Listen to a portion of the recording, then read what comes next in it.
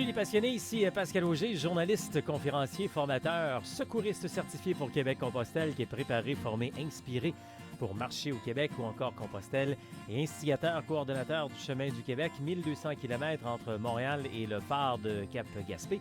Bienvenue à notre rando rencontre où encore une fois on va rêver en couleur de reprendre la rando très bientôt. Je vous le souhaite, puis rêver en couleur, ça fait partie un peu de mes vidéos sur mes médias sociaux que j'ai fait cette semaine. J'en parle dans les prochaines secondes. On va avoir notre invité également qui a le surnom de banquier randonneur. Bien intéressant son histoire. Un bonhomme qui était dans le domaine, bon, vous l'avez compris, banquier encore jeune quand même. Il y en avait bien assez, puis il a décidé qu'il fallait avoir du plaisir dans la vie. Donc, a tout changé, tout ça, progressivement et tout. Puis il va nous en parler donc dans les prochaines minutes. Donc, une belle inspiration pour les gens qui, des fois, ont besoin de ce petit coup de pied dans le derrière pour changer leur environnement. Donc, bienvenue à notre rando-rencontre en direct les lundis à compter de 12h15 sur le profil Facebook Pascal Auger, mais également en rediffusion sur Facebook, mais aussi sur la chaîne YouTube de québeccompostelle.com. Et puis, on est à la radio dans le Grand Sud-Ouest de Montréal, CKVL, CILE Havre-Saint-Pierre, aussi CKCJ Lebel-sur-Quévillon, CJTB Tête à la baleine, et puis Allô la planète sur la web radio, donc diffusée à partir de la France. On échange sur la randonnée, l'information, le matériel, etc. sur les circuits québécois, dont le Chemin du Québec de 1200 km entre Montréal et le bout du monde, et puis Compostelle. Puis, comme j'aime bien dire souvent, 90% de tout ce que je vous raconte, vous pouvez vous en servir pour plein d'autres circuits, d'autres chemins à travers la planète. Ou même si vous voulez voyager léger, juste avec un sac à dos, tu sais, pas 15 valises, là. Même quand vous partez faire le bacon sur le bord de la plage, il y a moyen de voyager léger. Encore plus quand on va sur le bord de la plage, on a besoin d'un bikini, c'est à peu près tout. La brosse à dents, tiens, OK. Puis cette semaine, dans les médias sociaux, je posais la question, mais je faisais une réflexion sur les gens qui... tu sais, souvent, on se fait dire ça, arrête donc de rêver en couleur. Ça vient d'où, cette expression-là? D'arrêter de rêver en couleur, d'ailleurs. Moi, en tout cas, j'aime mieux rêver en couleur que de rêver en noir et blanc. Hein? Puis évidemment, ces temps-ci, mon rêve beaucoup au retour de la rando parce qu'on le sait de plus en plus que la rando, c'est important pour la marche, la rando, c'est important pour notre santé physique, pour notre santé mentale, puis on a tellement de beaux paysages à découvrir à travers le Québec également, avec le Chemin du Québec qui passe dans 5 secteurs différents, dans plein de régions différentes, donc de Montréal jusqu'au bout du monde. Puis ailleurs également, parce qu'on parle de Compostelle, ne serait-ce que le Camino Frances. Je voyais encore récemment un autre multiple reportage, il y en a plein, sur Internet ou à la télé, là, qui faisait le Camino Frances de toute beauté. Des gens qui marchaient peut-être plus en avril, mai, et puis avec un peu de neige à certains endroits. Mais c'est le fun, c'est bon, c'est bon pour notre esprit, etc. Donc oui, continuons de rêver en couleur, de partir faire de la rando. Je le dis souvent dans mes formations, dans mes conférences, parce que justement, tu vas un jour réaliser ton rêve. D'ailleurs, j'extensionne l'invitation, j'en parlerai tantôt, mais on a décidé de créer quelque chose de nouveau récemment. Chaque mercredi, à compter de 11 heures, OK, heure du Québec, sur le profil Facebook Pascal Auger, ben, on fait de la web diffusion un peu comme là, mais vous êtes les invités, tout le monde peut se joindre et on vous voit, on vous entend, on partage. C'est un peu finalement un moment pour partager sur la randonnée, poser des questions. Alors, vous avez la chance chaque mercredi à compter de 11 heures de venir me retrouver sur mon Facebook. Vous avez le lien, ça se passe en web diffusion, mais on rediffuse également. Allez faire un tour sur ma page, là, mon profil Pascal Auger. Vous allez tout comprendre. Allons-y avec avec la portion où on va découvrir davantage à travers le monde et nos invités. On s'en va dans le centre de la France cette fois. Aller accueillir David Blondeau. Bonjour David.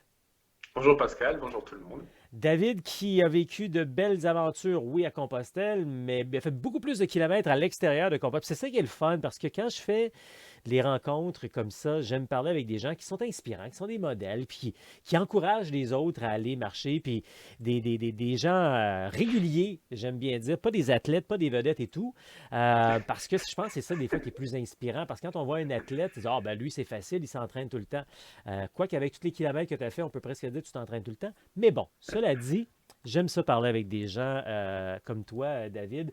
Et en entrée de jeu, on va parler de tes environ 15 000 kilomètres que tu as fait dans les dernières années.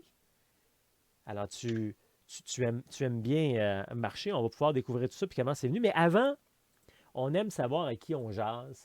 Qui es-tu, David Blondeau? D'où viens-tu? Que fais-tu? Ou si tu avais une vie avant, qui étais-tu? Parle-nous de toi.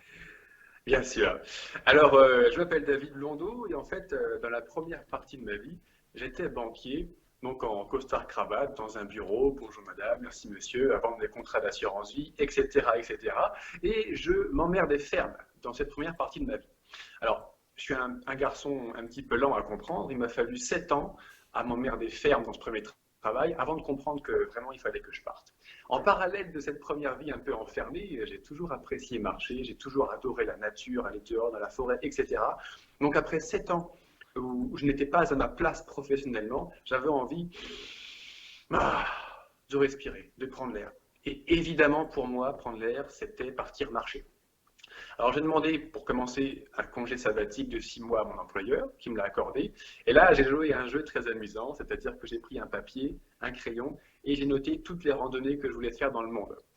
Alors, je me suis vite aperçu que j'avais un léger problème, parce que j'avais besoin plutôt de 60 ans que de 6 mois pour marcher tout ce que je voulais marcher. Mais il y a une trame qui s'est décidée. Il y avait évidemment Saint-Jacques-de-Compostelle, qui était un passage obligé pour moi. J'hésitais, je ne savais pas d'où je voulais partir, de Paris, Notre-Dame de Paris, de Vézelay, là où j'habitais à peu près à l'époque, et du Puy-en-Velay. Et du coup, j'ai fait un mélange de tout ça. Et il y avait aussi en trame de fond derrière l'idée de traverser le continent qui m'a vu naître, traverser l'Europe. Et donc, c'est pour ça, quand je suis parti marcher, j'ai commencé par traverser l'Europe du Sud, de Gibraltar jusqu'à Paris, en passant évidemment par Santiago. Ça, c'était la première année.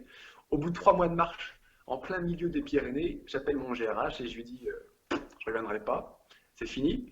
Et les 3 ans qui ont suivi, en fait, j'avais encore besoin de respirer. Donc, je suis parti marcher 6 mois tous les étés et les 6 mois d'hiver, je rentrais chez moi pour refaire mon gras et me reposer. Et ainsi, j'ai marché en fait 3 fois 5000 km sur 3 ans, ce qui fait un total de 15 000 et une traversée de l'Europe, de Gibraltar jusqu'à Cap-Nord, le point le plus au nord de la Norvège, là. 15 000 kilomètres en 3 ans, tu as fait le tour, t'as fait le tour assez bien de la France, puis une partie finalement, là, quand tu parles de Gibraltar et montrer de portugais et tout, tu as fait énormément de visites. Ouais. Comment, il y a des gens des fois qui nous regardent, puis ils entendent ça, quelqu'un qui quitte tout pour partir comme ça, puis il y a deux façons de voir. On est complètement fou, hein? Ou encore, j'aimerais donc faire ça, moi. Tu sais, les premiers qui nous disent qu'on est complètement fou, on ne peut rien faire avec eux, on n'est pas là pour convaincre personne. Mais les autres là, qui s'emmerdent, comme tu dis, on leur dit quoi? Alors, qu'est-ce qu'on leur dit? Moi, déjà, je ne veux forcer personne. Quand j'étais jeune, je voulais forcer les gens. J'aurais été, oui, il faut marcher, c'est bien, nanani, nanana. À chacun son chemin, à chacun sa vie. Moi, je force personne. J'aime marcher. Je me suis fait traiter de fou par la majorité des gens que j'ai croisés. Alors, certains malveillants, mais d'autres bienveillants sur le ton de l'humour, bien sûr. D'ailleurs, quand je me fais pas traiter de fou pendant une journée sur les sentiers, en général, c'est que je rencontre pas assez d'humains, je croise pas assez de gens, quoi. Parce que ça sort un peu de l'ordinaire. À tous ces gens qui disent, bah, j'aimerais bien le faire un jour. J'ai envie de leur raconter mon histoire pour les inspirer et pour leur inspirer notamment que même si on a une espérance de vie de 80 ans, c'est que 80 ans. Un jour, ça se transforme en plus tard, qui se transforme irrémédiablement à jamais pour la majorité de nos rêves qui ne voient jamais le jour. Donc, moi, j'avais une situation confortable, une belle carrière, une maison, une voiture, un chat, une femme, etc. Mais ça ne m'a pas empêché de partir vivre mon rêve, sachant que c'était maintenant ou jamais. Et c'était hors de question de mourir, de partir de ce monde sans avoir vécu ce rêve. Donc, en racontant mon histoire, j'ai beaucoup de gens sur les réseaux sociaux qui m'envoient des messages, que ce soit public ou privé, parfois très intimes, qui me disent putain, moi aussi j'ai envie de vivre mon rêve, merci de m'avoir de m'avoir inspiré un petit peu. Écoute, tantôt, tu as dit que tu as pris du temps pour comprendre, 7 ans. Je vais te dire, il y a des gens qui, des Ouais. fois, ça leur prend 25, 30 ans avant de comprendre. Ouais. Alors, tu as compris quand même assez vite, David. J'ai compris assez vite, mais j'ai eu de la chance, Pascal. J'ai eu de la chance parce que je suis arrivé à un moment de ma vie où il n'y a plus rien qui allait. Professionnellement, j'étais plus à ma place. J'avais racheté une ancienne maison que je refaisais moi-même et c'était pas, ça ne me plaisait pas non plus. J'étais sur une phase de fin de couple avec ma compagne de l'époque, donc tous les pans de ma vie, en fait, ça allait pas. Donc j'ai eu la chance d'avoir tous les pans de ma vie qui n'allaient pas et que je trouve du coup le courage de partir parce que ça valait mieux que ça, quoi. C'est fascinant quand on entend ça. Je suis sûr que tu pensais pas comme ça à l'époque, mais ça fait quelques personnes que je rencontre puis qui disent, Hmm. on finit toujours par, je pense, par dire ça quand on prend un recul quelques mois, quelques années plus tard, que quand il nous arrive quelque chose de bête dans la vie, que c'est une chance, c'est une ouverture, c'est une possibilité, c'est une porte qui s'ouvre, ça nous donne de nouvelles occasions. On pense Bien pas toujours sûr. là-dedans quand on est dedans, mais Non, souvent ça nous permet de faire autre chose. bien sûr. Quand tu es dedans, tu as l'impression d'être en enfer. Mhm. Et quand tu sors, tu dis putain, heureusement que j'étais dans cet enfer. Parce que j'ai pris cette voie que j'aurais jamais prise sinon. Ouais, Donc ouais, en fait, un enfer, ça peut être une superbe opportunité de vivre sa vie, de vivre un rêve. ouais. Je vais revenir sur quelques-uns de tes aventures, mais Ouais. avant, je veux juste savoir, là, c'est quoi le prochain plan, là, parce que tu vas pas Alors le rester, prochain tu vas plan, pas t'installer puis redevenir banquier, là. ah, c'est pas dans les projets. Le prochain plan, Pascal, c'est l'aventure la plus difficile de ma vie. Parce que je suis en train de créer mon entreprise et développer mon entreprise. Et en fait, une fois maintenant que je suis en train de faire ça sérieusement à plein temps depuis quelques mois, je me rends compte que créer son entreprise, pour moi, et c'est très personnel, c'est beaucoup plus difficile que de marcher 15 000 km. Donc c'est vraiment une aventure dure, la plus dure pour moi. Et évidemment, je ne peux pas rester enfermé dans un appartement, dans une maison toute la journée. Donc cet été, je vais partir me balader, mais je vais calmer un petit peu les kilomètres. Je vais passer juste quelques semaines, quelques mois en cumulé maximum dehors cette année 2020. OK. T'as Et par comment? exemple, tu me disais quel plan, Oui. j'ai très envie de continuer à traverser la France. OK. Ouais. Est-ce que tu as Et une destination de prévue ou c'est pas encore déterminé?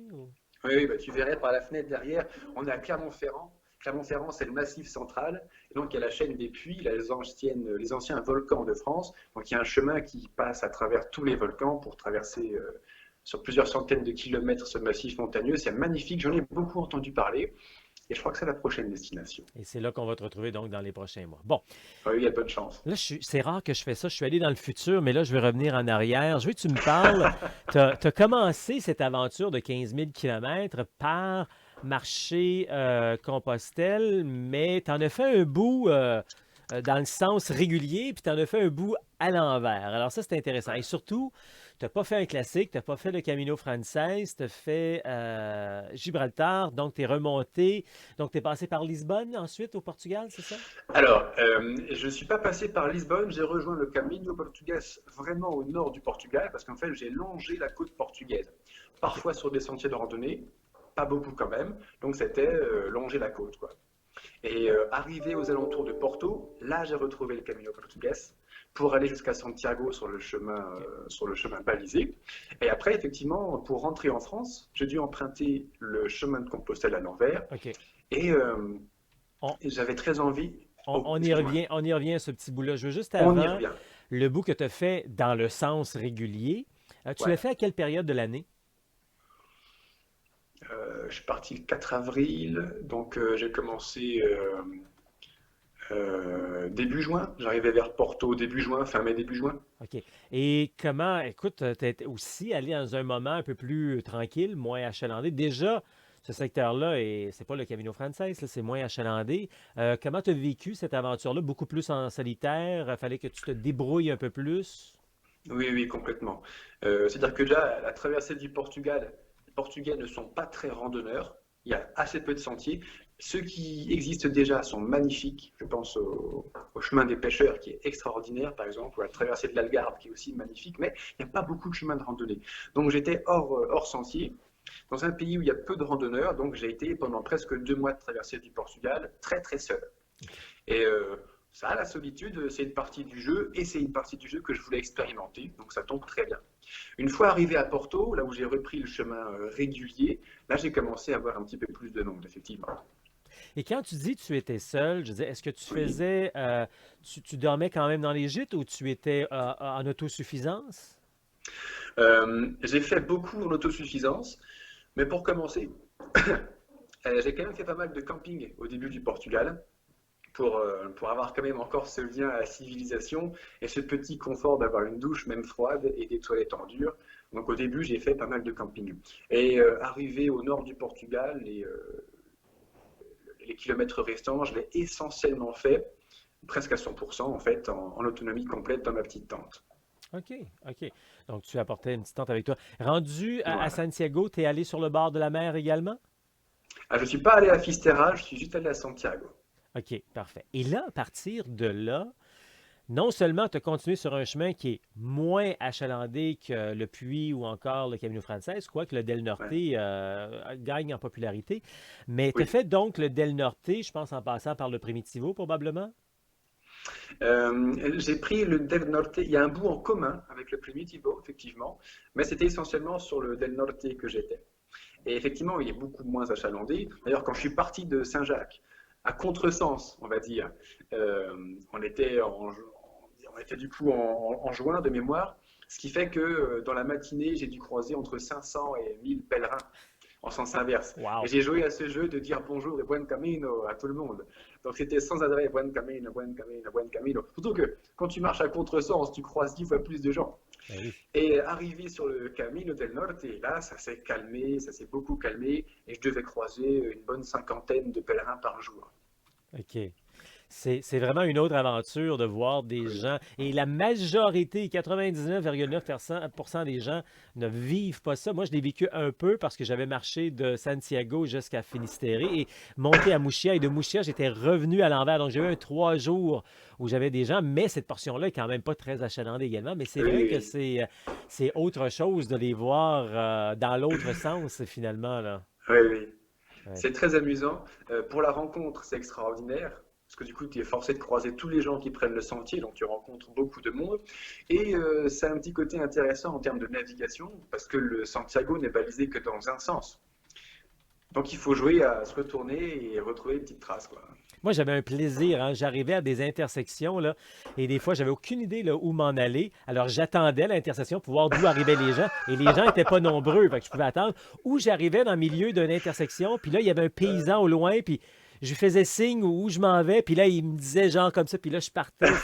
Mais ça, c'est génial, tu sais, c'est comme, c'est la Ouais, débrouillardise, c'est la ouais, communication, moi, j'ai trouvé ça fantastique. Donc, c'est superbe. t'as marché sens inverse, comme on dit, le Camino del Norte.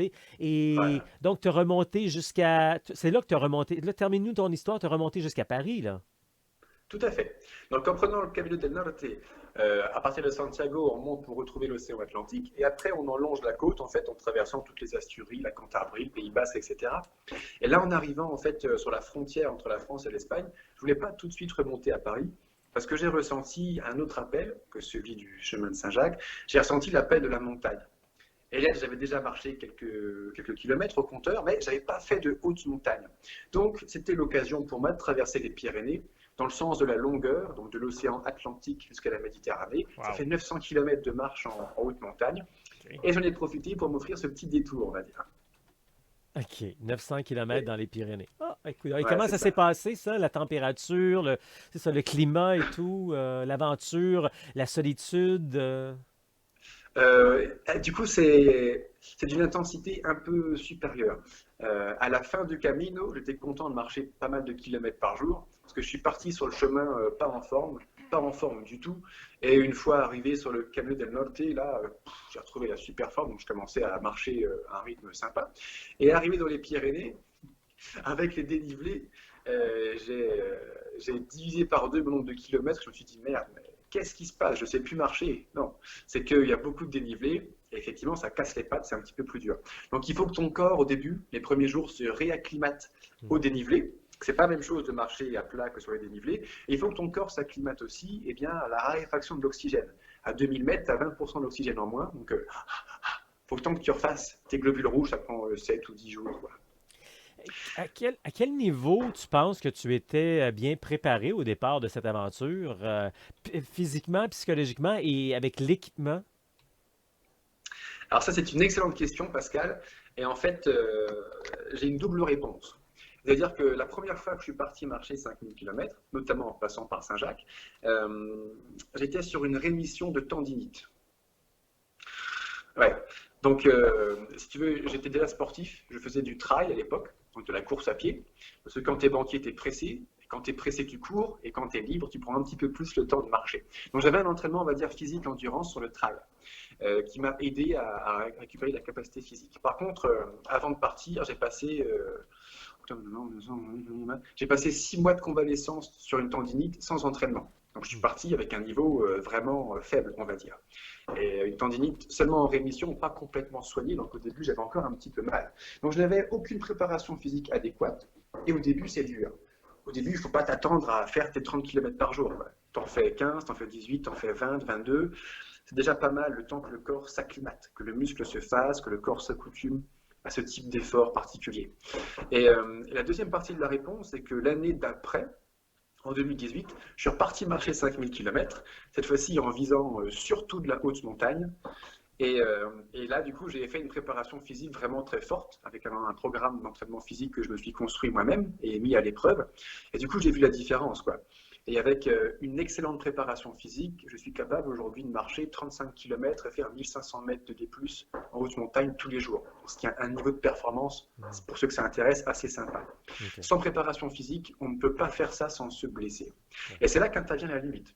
On peut partir marcher juste pour le plaisir de marcher. Par contre, si on veut faire des kilomètres, soit on force sur son corps, pas préparé, on se blesse, soit on s'est préparé intelligemment et le corps peut faire l'effort et on peut toujours prendre du plaisir à marcher.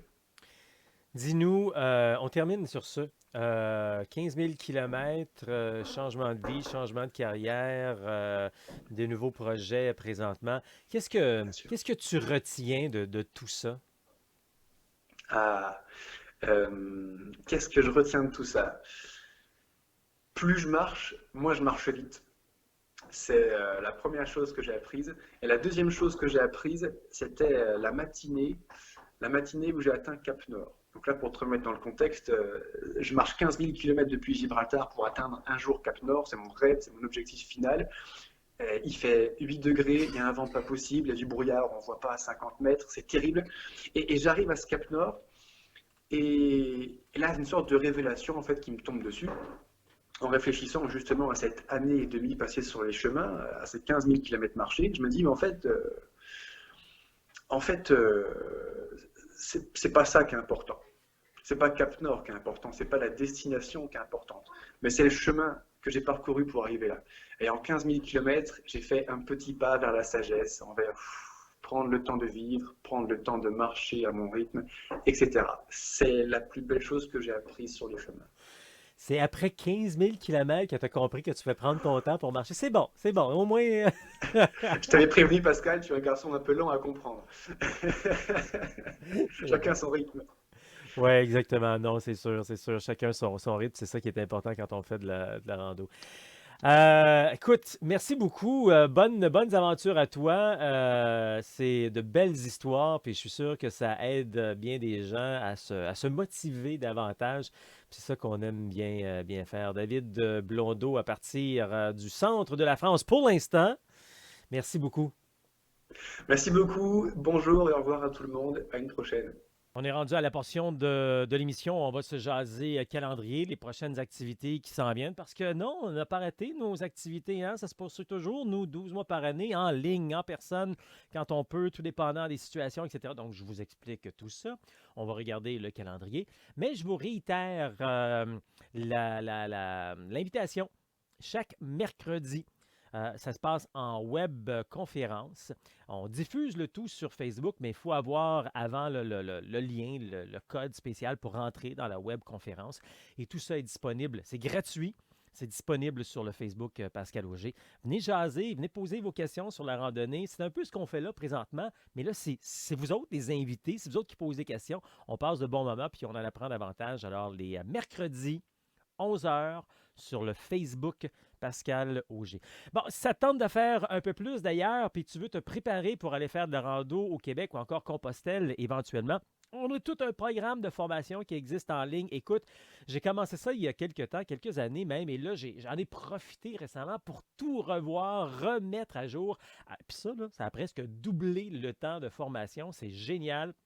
C'est divisé en capsules, en sujets, etc. Alors, deviens membre et tu auras accès à tout ça. C'est très facile. Tu vas faire un tour sur le site Internet. Ben tiens, je vais te le montrer justement quand tu vas aller faire un tour sur le site Internet. Je vais te l'expliquer. Quand tu vas faire un tour sur le site Internet québeccompostelle.com, alors tu vas voir que sur la première page, ben, finalement, on a juste à cliquer là, sur Deviens membre ici en haut. Ou encore, il y a plein d'autres façons de rentrer. Les ateliers en ligne, là, c'est donc si tu vas faire un tour pendant que je jase en regardant tout ça, voilà deux boutons.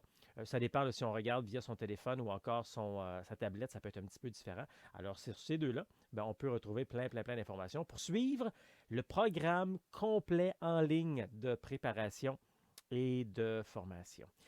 Si on clique sur le calendrier, ben, on voit les prochains événements donc, qui s'en viennent. Je vous mentionne entre autres que, bon, tout dépendant quand vous écoutez notre programme, là, ben, sort de l'isolement là, le prochain. Ça, c'est ce qu'on appelle nos web conférences en ligne. Il y a un week-end formation rando qui est prévu également le 2 et le 3 mai, tout dépendant de la situation. Ça se passera peut-être en web conférence également. Donc, tout le calendrier est ici sur les prochaines activités, les prochaines randos que l'on va faire également. Il y a des randos d'une semaine un peu plus tard dans l'été qui sont déjà très populaires, comme septembre. Très populaire pour ce qui est de la Gaspésie. Alors, si ça te tente donc de venir avec nous là, en septembre, ben, ça vaut la peine déjà de préparer, de faire ces réservations. Bon, je suis là. Je veux parler également de... Ben, je n'ai plus grand-chose à parler parce qu'on est presque rendu à la fin de notre émission. Alors, pour avoir plus d'informations sur tout ce qu'on fait, voyez le calendrier qui est disponible à québeccompostelle.com. Vous allez trouver votre atelier, trouver votre chemin, finalement, avec ce calendrier. On est également sur Facebook, mais aussi sur Instagram. Hein? Instagram, qui est un média social où on a beaucoup plus on peut mettre plus axé sur les photos et tout. Alors, tu vas avoir une bonne idée de quoi ça a l'air, le chemin du Québec et ailleurs à travers le monde. Donc, on fait le tout. On est également sur YouTube, Québec Compostelle. Ça marche.